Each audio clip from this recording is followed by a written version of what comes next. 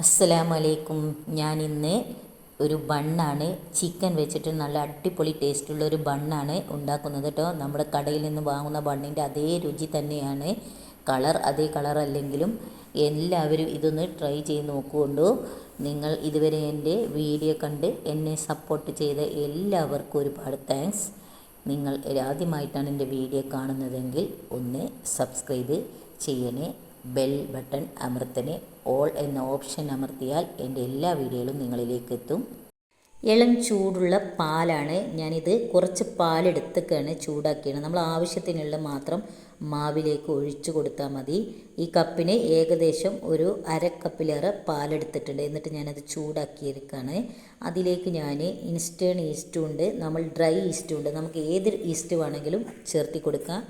ഞാനിപ്പോൾ ഇൻസ്റ്റേൺ ഈസ്റ്റാണ് ചേർത്തി കൊടുക്കുന്നത്. ഇതിൽ ഇട്ടുകൊണ്ട് നമ്മൾ ഒന്ന് ജസ്റ്റ് ഇളക്കിയിട്ട് നമ്മളിതൊന്ന് അതിൽ ലയിക്കാൻ വേണ്ടി അത് കുറച്ച് സമയം മൂടി വെക്കണം കേട്ടോ. ഞാൻ ഈ ടേബിൾ സ്പൂണിന് ഒരു അര ടേബിൾ സ്പൂണ് ഇൻസ്റ്റേൺ ഈസ്റ്റ് ചേർത്തി കൊടുക്കുന്നുണ്ട് കേട്ടോ. ഇതിലേക്ക് പഞ്ചസാര ഒരു അര ടേബിൾ സ്പൂണ് പഞ്ചസാരയും ഇട്ട് കൊടുക്കുന്നുണ്ട്. നല്ലപോലെ നമ്മളൊന്ന് ഇളക്കി യോജിപ്പിച്ചിട്ട് ഇത് ജസ്റ്റ് ഒന്ന് മൂടി വെക്കാം കേട്ടോ. ഒരു 5 മിനിറ്റ് മൂടി വെക്കണം ഇതൊന്ന് ലയിച്ച് കിട്ടാൻ. നമ്മളിതൊന്ന് ജസ്റ്റ് മൂടി വെച്ചിട്ടുണ്ട്. ഇനി നമ്മൾ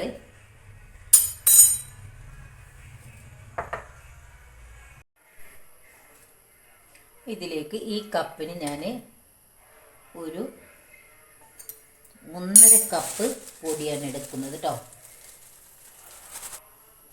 1.5 കപ്പ് മൈദ എടുത്തിട്ടുണ്ട്.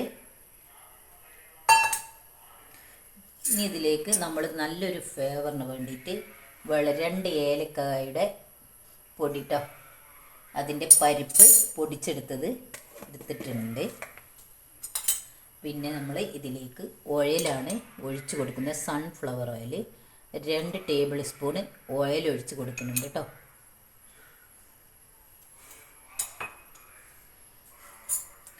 പിന്നെ നമ്മൾ ഇതിലേക്ക് ഒഴിച്ച് കൊടുക്കുന്നത് ഒരു മുട്ടയാണ് കേട്ടോ. ഒരു മുട്ട ഒഴിച്ച് കൊടുക്കുന്നുണ്ട്.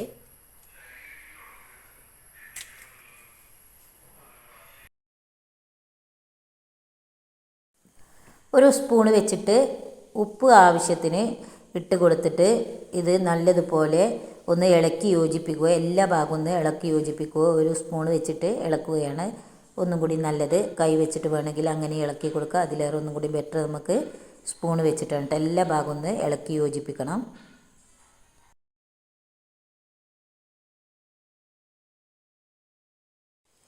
ഈ ഈസ്റ്റും പഞ്ചസാരയൊക്കെ ഇട്ട് മൂടി വെച്ച പാല് നല്ലപോലെ ആ ഈസ്റ്റ് പൊങ്ങി വന്നിട്ടുണ്ട് കേട്ടോ.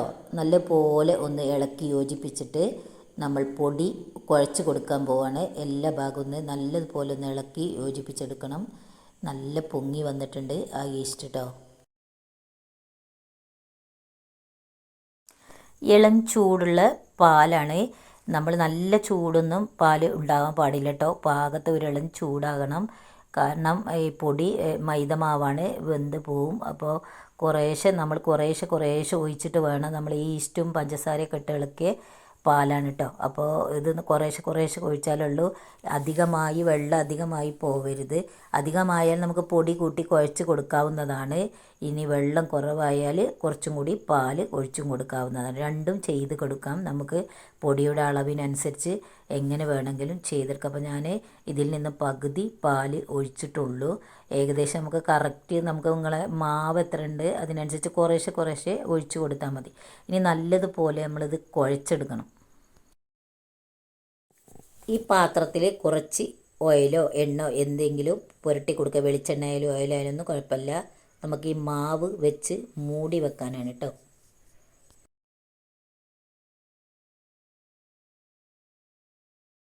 ഈ കൗണ്ടർ ടോപ്പിലിട്ട് നമ്മുടെ തിണ്ടിലൊക്കെ വെച്ച് നമ്മൾ നല്ലതുപോലെ കുഴച്ചെടുത്തിട്ടുണ്ട്. നല്ല സോഫ്റ്റായി കുഴച്ചെടുത്തിട്ടുണ്ട്. പൊറാട്ടയ്ക്കും ചപ്പാത്തിക്കും ഒക്കെ കുഴക്കുന്നത് പോലെ കേട്ടോ. എന്നിട്ട് ഈ പാത്രത്തിൽ നല്ലപോലെ എണ്ണ പുരട്ടി കൊടുത്തിട്ടുണ്ട്. ബ്രഷ് ചെയ്തോ കൈ കൊണ്ടോ ഒക്കെ എണ്ണ നല്ലപോലെ പുരട്ടിയതിന് ശേഷം നമ്മൾ ഈ മാവ് ഇതിലേക്ക് വെച്ച് മൂടി വെക്കണം കേട്ടോ. എയറൊന്നും കൂടാതെ ശരിക്കും മൂടി വെക്കണം. അരമണിക്കൂറോ 3/4 മണിക്കൂറോ നിർബന്ധമായിട്ടും ഇത് നമ്മൾ റെസ്റ്റ് ചെയ്യാൻ വെക്കണം. എന്നാലുള്ള നല്ല പൊന്തി വന്ന മാവാവുക, നല്ല സോഫ്റ്റായ മാവായി കിട്ടുക. അപ്പോൾ ഞാനിത് മൂടി വെച്ചിട്ടുണ്ട് കേട്ടോ. ഇനി നമ്മൾ അപ്പോഴത്തേക്ക് ഇതിലേക്കില്ലേ മസാല റെഡിയാക്കാം. ഇതിലേക്ക് നമുക്ക് ഫില്ലിങ് തയ്യാറാക്കാൻ ഒരു 10-12 വെളുത്തുള്ളി ചെറുതായി കട്ട് ചെയ്ത് വെച്ചിട്ടുണ്ട് കേട്ടോ ഞാൻ. അതുപോലെ ക്യാപ്സിക്കത്തിൻ്റെ ഒരു പകുതി ചെറുതായി കട്ട് ചെയ്ത് വെച്ചിട്ടുണ്ട്. അതുപോലെ ചിക്കൻ ഒരു 200 ഗ്രാം ഇല്ലാത്ത പീസാക്കി നമ്മൾ കട്ട് ചെയ്ത് വെച്ചിട്ടുണ്ട്. അതുപോലെ ഒരു വലിയ ഉള്ളി കട്ട് ചെയ്ത് വെച്ചിട്ടുണ്ട് ചെറുതായി. ഇനി നമ്മളിതെല്ലാം വഴറ്റിയെടുക്കാൻ പോവാണ് കേട്ടോ. ഒരു പാനൊക്കെ വെച്ചിട്ട് കുറച്ച് വെളിച്ചെണ്ണ ഒഴിച്ച് കൊടുക്കുന്നുണ്ട്. അത്യാവശ്യം പാകത്തെ ഈ ചിക്കൻ നമുക്ക് ഫ്രൈ ചെയ്തെടുക്കാനുള്ളതാണ്. അതിലേക്ക് ഒഴിച്ച് കൊടുത്തിട്ടുണ്ട്. എന്നിട്ട് നമ്മൾ ഒരു 12 വെളുത്തുള്ളി ചെറുതായി കട്ട് ചെയ്ത് വെച്ചതാണ്. അത് ഇതിലേക്ക് ഇതിൻ്റെ പച്ചമണം പോകുന്നത് വരെ മൂപ്പിച്ചെടുക്കുന്നുണ്ട്. എന്നിട്ട് ബാക്കിയുള്ള ചേരുവകൾ ഇട്ട് കൊടുക്കാം.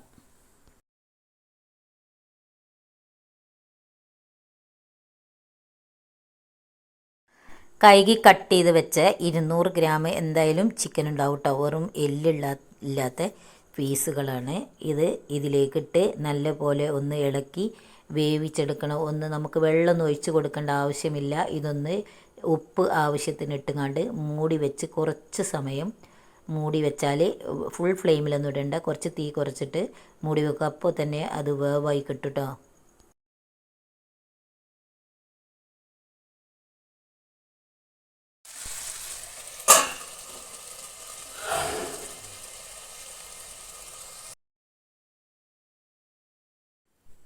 ചിക്കൻ്റെ കളറൊക്കെ ചേഞ്ചായി വന്നിട്ടുണ്ട്, ഏകദേശം വേവായിട്ടുണ്ട്. ഇതിലേക്ക് നമ്മൾ കട്ട് ചെയ്ത് വെച്ച എല്ലാ ചേരുവകളും ഇനി ഇട്ട് കൊടുക്കാൻ പോവുകയാണ് കേട്ടോ.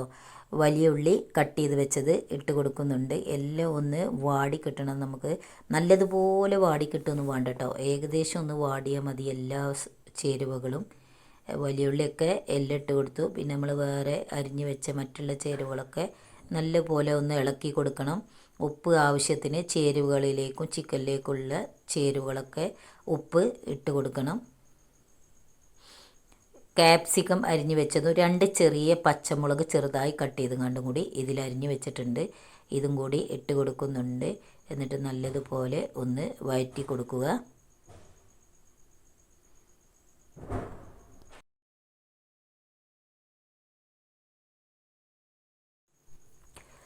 ഇതിലേക്ക് കുറച്ച് 1 ടീസ്പൂണ് കുരുമുളക് ഇട്ട് കൊടുക്കുന്നുണ്ട് കേട്ടോ.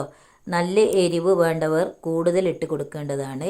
ഒരു പാകത്തെ എരിവിന് വേണ്ടി ഞാൻ 1 ടീസ്പൂണ് കുരുമുളക് ഇട്ട് കൊടുത്തിട്ടുണ്ട്. നമ്മൾ ചിക്കനിലൊന്നും എരിവ് ചേർത്തിട്ടില്ല. എന്നിട്ട് വളരെ കുറച്ച് മഞ്ഞൾപ്പൊടി, വളരെ ഇത്തിരി ഉള്ളൂ കേട്ടോ, 1/4 ടീസ്പൂൺ തന്നെയല്ല, ഒരു കളർ ചേഞ്ചിന് കുറച്ച് മഞ്ഞൾപ്പൊടി ഇട്ട് കൊടുത്തിട്ടുണ്ട്. അതുപോലെ തന്നെ കുരുമുളക് നമുക്ക് കുറവാന്ന് തോന്നിയത് കൊണ്ട് കുറച്ചും കൂടി ചേർത്തി കൊടുത്തിട്ടുണ്ട് കേട്ടോ. എന്നിട്ട് നല്ലതുപോലെ ഒന്ന് എല്ലാ ഭാഗവും ഇളക്കി യോജിപ്പിച്ചെടുക്കുക. 1 ടീസ്പൂൺ അളവിൽ കാശ്മീരി മുളക് ഇട്ട് കൊടുക്കുന്നുണ്ട്. ഇത് എരിവൊന്നും ഉണ്ടാവില്ല, കളർ മാത്രമേ ഉണ്ടാവുള്ളൂ.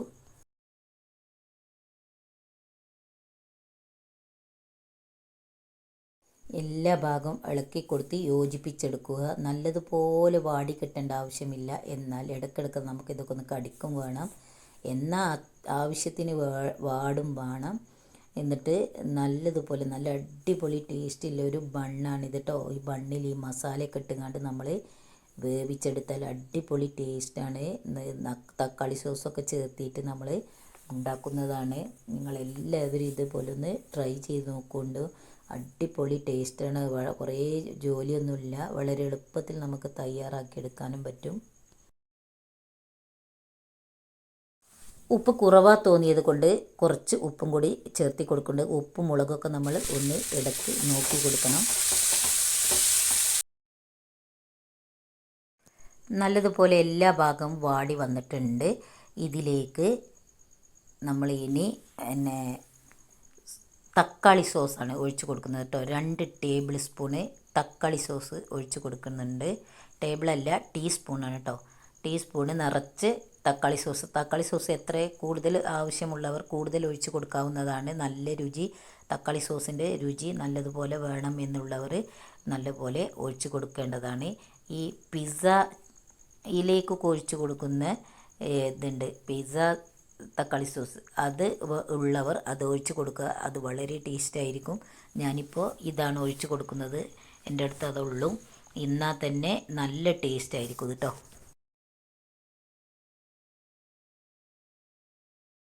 വളരെ കുറച്ച് മല്ലിയില ഇട്ട് കൊടുത്തിട്ടുണ്ട്. മല്ലിയില നിർബന്ധമില്ല, താല്പര്യമുള്ളവർ മാത്രം ഇട്ട് കൊടുത്താൽ മതി. മല്ലിയിലൊക്കെ ഇടുമ്പോൾ നമുക്കൊരു പ്രത്യേക രുചി ഉണ്ടാവും. അതിന് വേണ്ടിയിട്ടാണ്.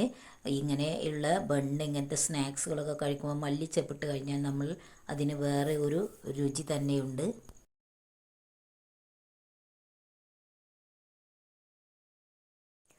ഉപ്പും മുളകൊക്കെ ഉണ്ടോ എന്ന് ടെസ്റ്റ് ചെയ്ത് നോക്കണം കേട്ടോ. നമ്മളൊന്ന് ജസ്റ്റ് നമ്മൾ രുചിച്ച് നോക്കണം. എന്നിട്ട് ഇല്ല എന്ന് തോന്നിക്കഴിഞ്ഞാൽ, ഞാൻ കുറവാണെന്ന് തോന്നിയത് കൊണ്ട് കുറച്ചും കൂടി കുരുമുളക് ചേർത്തി കൊടുത്തിട്ടുണ്ട്. എരിവൊക്കെ അത്യാവശ്യം പാകത്തിന് എരിവൊക്കെ ഉണ്ടാകുമ്പോഴുള്ളൂ നമുക്കിത് കഴിക്കുമ്പോൾ നല്ല രുചി ഉണ്ടാകും. നല്ല അടിപൊളി ടേസ്റ്റിലെ സ്നാക്സ് ആണ് കേട്ടോ. നിങ്ങൾ ഒരു പ്രാവശ്യം ഉണ്ടാക്കിയാൽ ഇത് വീണ്ടും വീണ്ടും ഉണ്ടാക്കും. അത്രയും രുചിയുണ്ട്. നമുക്ക് റെസ്റ്റോറൻറ്റിലൊന്നും പോയി കഴിക്കേണ്ട ആവശ്യമില്ല. നമ്മുടെ വീട്ടിൽ തന്നെ എല്ലാം റെഡിയാക്കാം. അത്യാവശ്യം നല്ലതുപോലെ പൊങ്ങി വന്നിട്ടുണ്ട്, നല്ല സോഫ്റ്റായി വന്നിട്ടുണ്ട്. 3/4 മണിക്കൂറൊക്കെ ഞാൻ കഴിഞ്ഞതിന് ശേഷമാണ് ഇത് എടുത്തത്.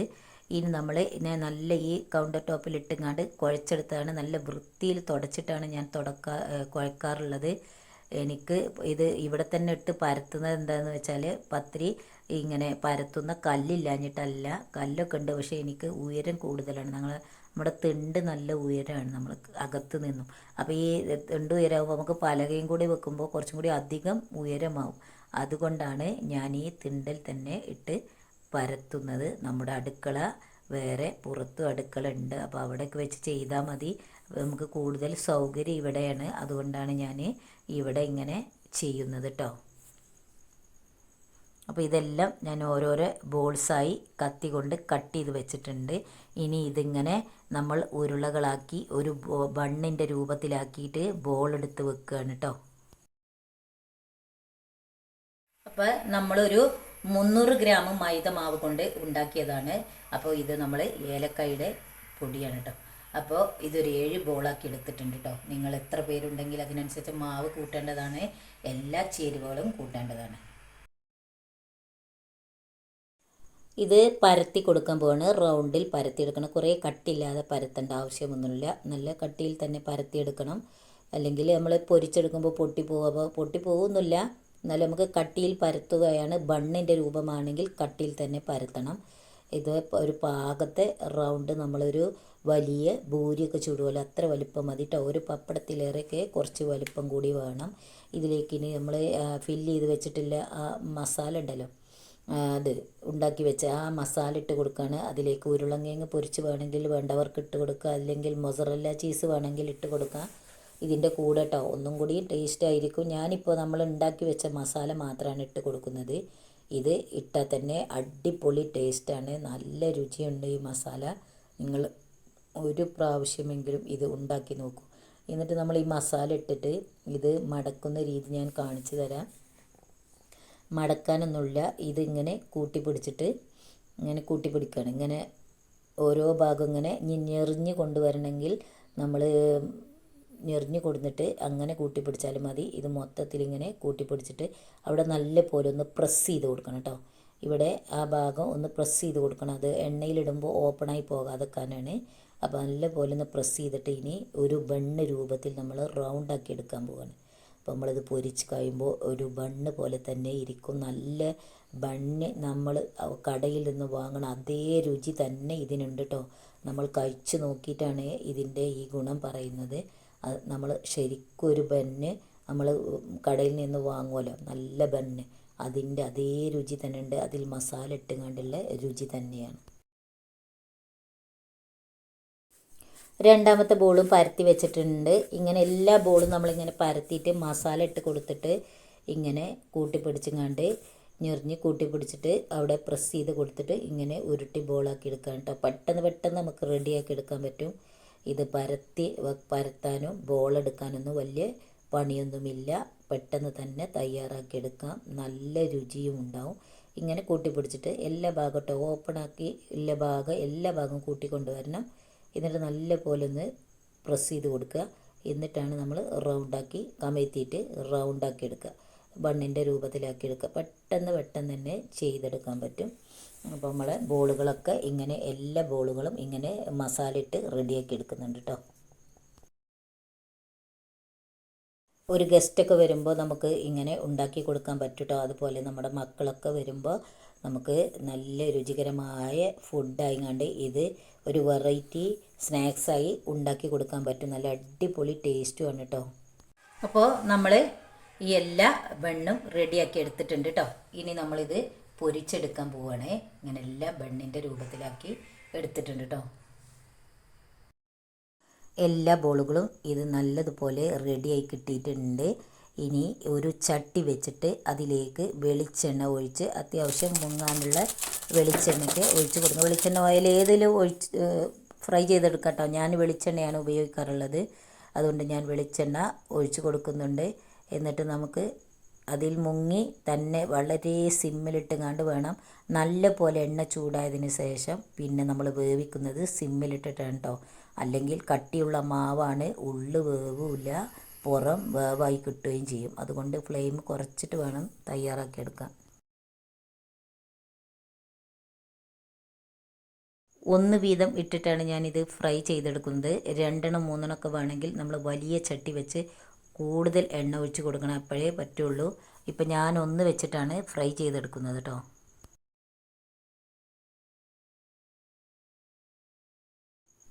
ഫ്ലെയിം നമ്മൾ കുറച്ച് കൊടുക്കണം. നല്ലതുപോലെ ചൂടായതിന് ശേഷം മാത്രമേ ഫ്ലെയിം കുറച്ച് കൊടുക്കാൻ പാടുള്ളൂ. ഇനി നമ്മൾ ചെറിയ തീയിലിട്ടിട്ടാണ് ഇത് അങ്ങോട്ടും ഇങ്ങോട്ടും മറിച്ചിട്ട് വേവിച്ചെടുക്കണം. ഫ്ലെയിം നല്ല ഫുൾ ഫ്ലെയിമൊന്നും നമ്മൾ ഇട്ട് കൊടുത്തിട്ടില്ല. ജസ്റ്റ് ഒന്ന് ഇങ്ങനെ അങ്ങോട്ടും ഇങ്ങോട്ടൊക്കെ ഒന്ന് ഇളക്കി നമ്മൾ വേവിച്ചെടുക്കണം. ഇത് ഏകദേശം ആവാനായിട്ടുണ്ട്. ചട്ടിയിലിട്ട് കൊടുത്താൽ ഇടയ്ക്കൊക്കെ അങ്ങോട്ടും ഇങ്ങോട്ടൊക്കെ ഒന്ന് തിരിച്ചു മറിച്ചിട്ടൊക്കെ എല്ലാ ഭാഗവും ഒന്ന് വേവിച്ചെടുക്കണം. നമ്മൾ എല്ലാ ഭാഗവും വേവിച്ചെടുത്താൽ ഒരേപോലെ വേവായി കിട്ടുള്ളൂ കേട്ടോ. അപ്പോൾ നിൽക്കാതെ ഇളക്കണ്ട. ഓരോ ഭാഗം കുറേശ്ശെ നമ്മളിങ്ങനെ വേവിച്ച് തീ ഫ്ലെയിം സിമ്മിലിട്ടാണ് കൊടുത്തിട്ടുള്ളത്. കുറേശ്ശെ ഇളക്കിക്കാണ്ട് വേവിച്ച് എല്ലാ ഭാഗവും വേവിച്ചെടുക്കണം. ഏകദേശം നമ്മുടെ ഈ ബണ്ണ് റെഡി ആയിട്ടുണ്ട്. ഇനി കോരിയെടുക്കാൻ പോവുക. ഇതിലധികം എണ്ണയൊന്നും കുടിക്കൂല കേട്ടോ. എണ്ണ തീരേ ഇല്ല. എണ്ണ ഉണ്ട് എന്ന് പേടിക്കണ്ട. എണ്ണ കുടിക്കുന്നേ ഇല്ല.